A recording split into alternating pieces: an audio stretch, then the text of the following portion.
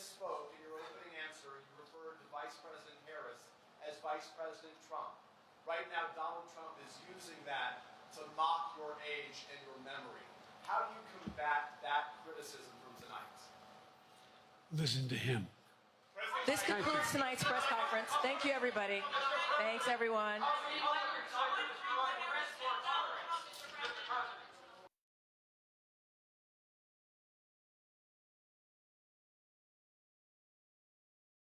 If I may, your convention is coming up where your delegates are pledged to make you the official nominee. If they have second thoughts, are they free to vote their conscience? Obviously, they're free to do whatever they want, but I got overwhelming support. Overwhelming support. I won, I forget how many votes I won in the primary. Overwhelming.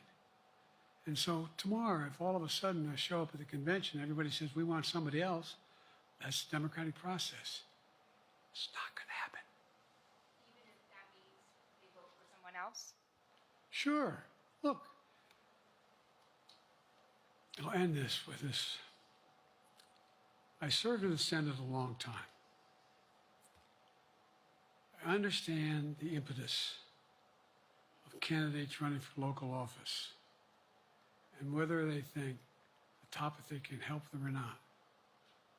In my state of Delaware, which was a very, at least it was a red state when I started, in terms of where you now talk red and blue. I don't recall most of the Democratic presidents winning my state when I was a candidate. The truth of the matter is I understand the self-interest of every candidate. If they think that, running with Biden at the top is going to hurt them, then they're going to run away. I get it. But so far, go and look at the polling data in their states. Look at the in-depth, and by the way,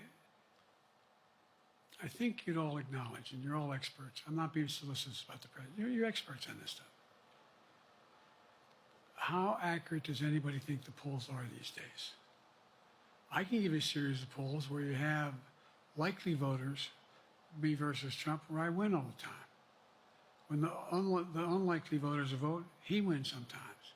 The bottom line is all the polling data right now, which I think is premature because the campaign really hasn't even started. I mean, it hadn't started in earnest yet. Most of the time, it doesn't start till after September, after Labor Day. So a lot can happen. But I think I'm the best I believe I'm the best qualified to govern. And I think I'm the best qualified to win. But there are other people who could beat Trump too. But it's awful start from scratch. And, we talk about, money raised. We're not doing bad. We got about $220 million in the bank. We're doing well. So with that, you have want to follow up on any of that you just asked me? Yes.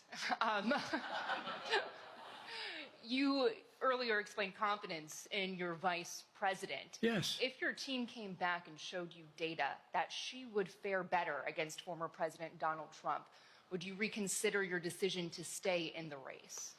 No, unless they came back and said, there's no way you can win. Me.